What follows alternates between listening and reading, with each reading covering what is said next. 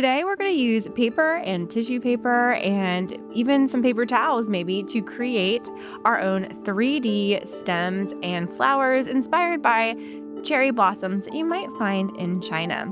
So, I've got my vase glued onto my background with my texture and my table. And here's an example of what your stems might look like when you're finished. And we're going to kind of stick them inside of our vase. So to make stems like this, you're going to take some really thin paper, like I have this like craft paper, and you're going to cut it into strips. Then you're going to find the center and squeeze it and pinch it so that it's nice and thin. And then you're going to kind of twist it, push and twist it, and squeeze and twist it all the way to the end. So as you can see, it's starting to create like almost like a rope. And you're going to do that all the way to one side. Checking as you go. You don't want to twist too much or your paper will rip, obviously. So take your time, go nice and slow. You could also use pipe cleaners for this or real sticks even that you find outside if you don't want to make your own sticks. So there's one side. Then I'm going to flip it over and do the other side. Twisting and squeezing all the way across.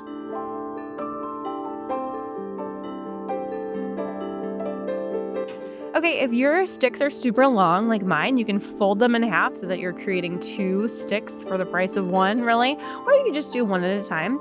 And what you're going to do is open up a glue bottle. You want to make sure you have a glue bottle for this because the glue stick's not really going to cut it here. You could also use hot glue or tacky glue. And I'm going to put a big glob on the bottom part of my stems. That way they will really stay, and then I can kind of manipulate the stems towards the top and not really worry about how they move on me. Once I know exactly how they're going to sit on my paper, I can go back and add some more glue as well if I need to, just to kind of hold them down. I highly recommend just kind of letting them dry a little bit first, and then you can kind of add some more glue if you need to. And there you have it. I've got 4 stems here, and I'm just gonna add a 5th little one right here. That looks pretty good. All right, once you have your sticks, you are ready to make some flowers inspired by those cherry blossoms.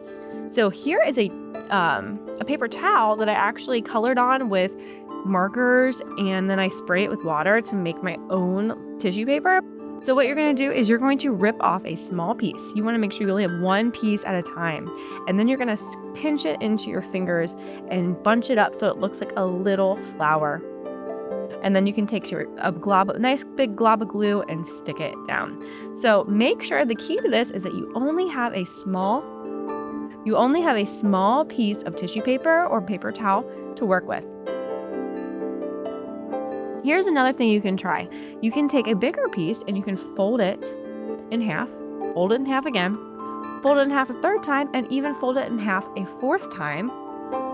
Then find the folded corner. So make sure you have the corner that doesn't have any open sides.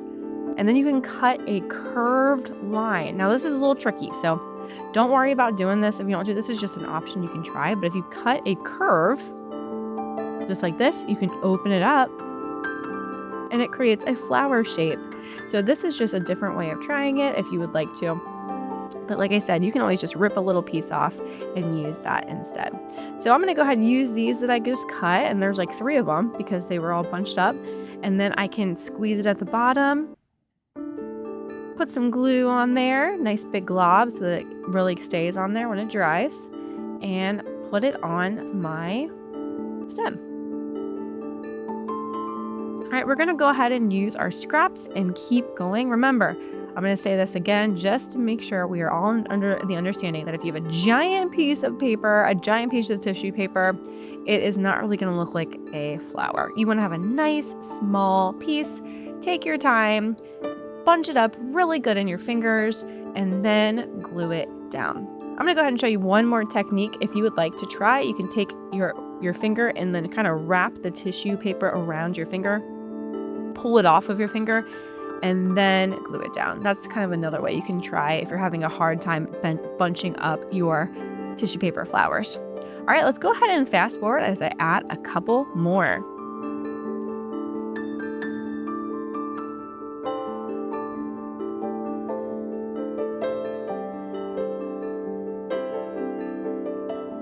All All right, I added another little cherry blossom that fell down at the bottom on my table here, and that is how my flowers turned out. Just to make this even more awesome, I'm going to take another brown crayon and just kind of add some shadows. I'm going to rub my brown crayon all across the top of my table because I know that's going to be a little bit darker back there because it's farther away. And then I'm going to pick a side of my vase and add a little shadow down at the bottom like this. You can also add a shadow to your vase itself with a blue crayon or blue color stick.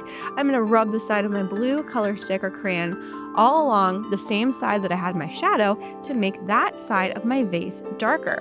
And if something's darker on one side, it looks more realistic because it looks like it has form and that there might actually be a shadow on one side if the light is on the other. So here is how my vase inspired by the Ming Dynasty turned out. This was so fun. I hope you guys felt the same, and I'll see you next time. Love, your cozy art teacher.